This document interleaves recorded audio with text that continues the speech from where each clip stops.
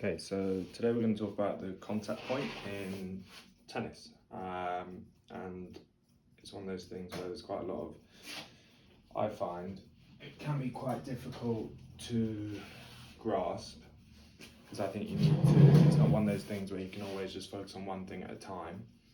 A few different things need to kind of fit into place at the same time.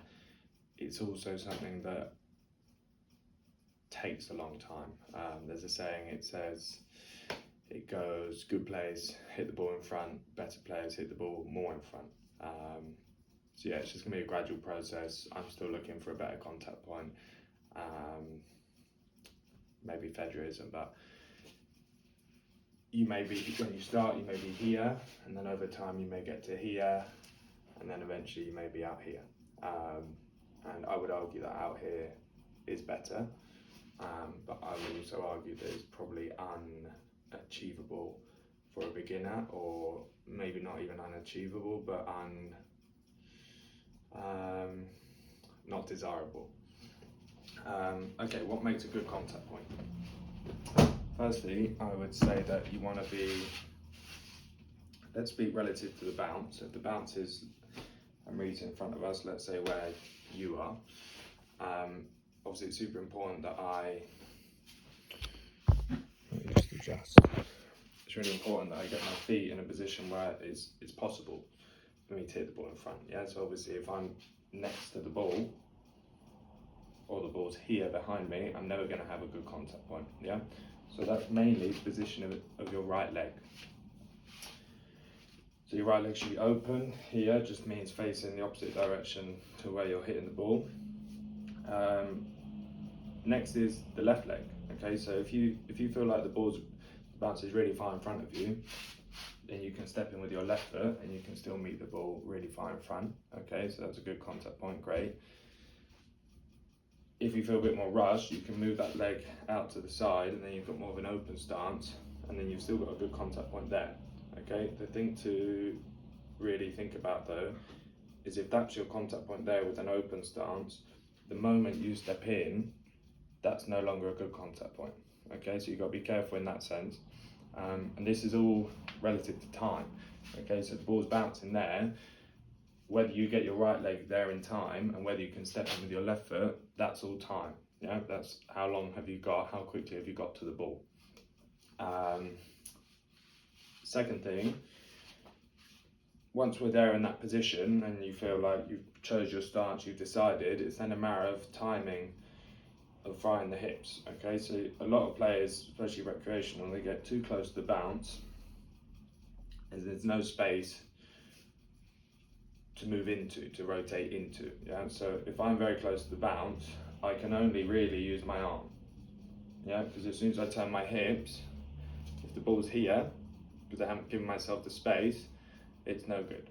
Okay, so it's the timing, it's giving yourself that extra little bit of space between you and the bounce, and then make sure the hips fire early enough. So it might be good to use like the bounce of the ball as a cue.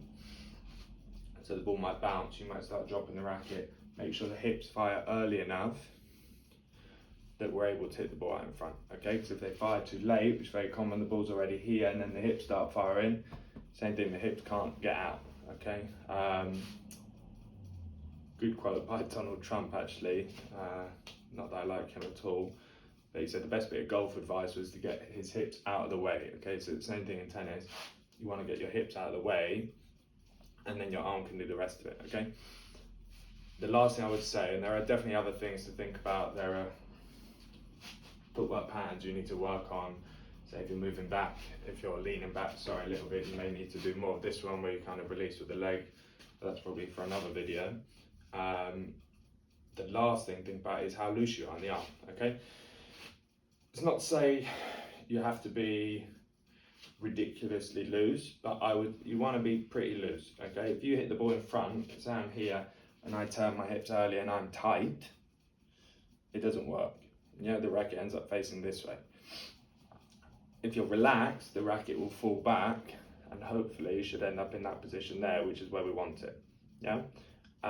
What some people do that makes it easier for them is at the back of the swing, they just open the hand up like this, So making sure you're not in this position here. If you can just make sure, okay, I can see this, the butt cap of the racket pointing forward. A common habit is, okay, let's say you think, okay, I'm going to get the tip of the racket back, you pull the elbow back, that hasn't done what we want, yeah, because we can still come at the ball like this, and that's no good, yeah, where we have to meet the ball there for that to work, okay? So it's about keeping the elbow forwards and the hand back, yeah? Some women, WTA players, have a really big swing, so they still get that feeling here, if you can see my racket behind me, so they've still got the right wrist angle, okay? So whether you want to set the wrist in that position and then just turn your hips, which forces you to hit the ball out in front, that can work. Obviously the issue with that is you might force it there, hit it late and miss quite a lot of balls, but it's quite good at forcing you to do it correctly, you know, because if you do it wrong, this is right. If you don't turn your hips early enough, you're going to miss the ball. Yeah, so that's quite a good one. Or the easy way as well is just to be loose, yeah? Common, probably the best way is to use the left hand as kind of a stay away from me ball, and just make sure the ball doesn't enter your personal space, you know, so the ball shouldn't be coming in here, the ball shouldn't be coming into you at all. You keep the ball at arm's distance, okay, at least, and then the moment you feel like you're about to catch it, okay, assuming that your racket is down and ready to go, then you can take out the way, drive the hips, and hit the ball in front, okay? And that's kind of what I mean, where you've got to think about being loose, you've got to think about kind of turning the hips early, you've got to think about getting the ball early enough, you've got to think about giving yourself enough space between you and the ball, okay? So there's quite a lot of things to think about, and that's where kind of even drop feeding can be quite useful, but then you don't work on the timing and the distance you need from the ball. Maybe rallying with someone but putting a cone like 2 meters in front of you, make sure you stay back, is quite a good one. I quite like on the wall, just kind of if I reach for the wall and the wall's there, swing and make sure I hit it like that, where the whole racket's parallel to the wall.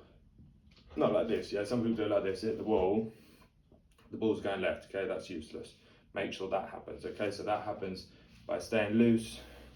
And to be honest, it's a mixture of both, you know, it's laying the wrist back semi-consciously, just staying relaxed, and it's out there, okay? And I would say, and I think most coaches would say, contact point is the most important thing in tennis by kind of a country mile, okay? If you hit the ball out in front, you're going to be very stable, you're going to be very solid, you're going to have produced the power, kind of, you have to, unless your swing is literally that. You would have had to have used the hips, which is your main power source, and you're going to be stable. And yeah, you can. There's a lot of players. I mean, like look at someone like Jill Simon. If someone hits the ball super hard to you, as long as you've got a good contact point, you're going to be solid, and that ball's going to fly back. Okay, like you can take a big swing, and that will help generate power. But number one, to be a good solid tennis player for me is going to be like a really strong contact point. And you can produce a lot of power here. You know, like look at returner serves. You're always told not to take a big backswing, but if you have good contact, you can hit a lot of power off that ball. And last thing, the quote is, good players sacrifice their backswing for their contact point, and bad players sacrifice their contact point for their backswing. And so a bad player might go and here, yeah, and a good player might go super short and out in front and make sure they're solid there. That's all I can think of on the contact point. I hope that's kind of useful, and yeah, goodbye.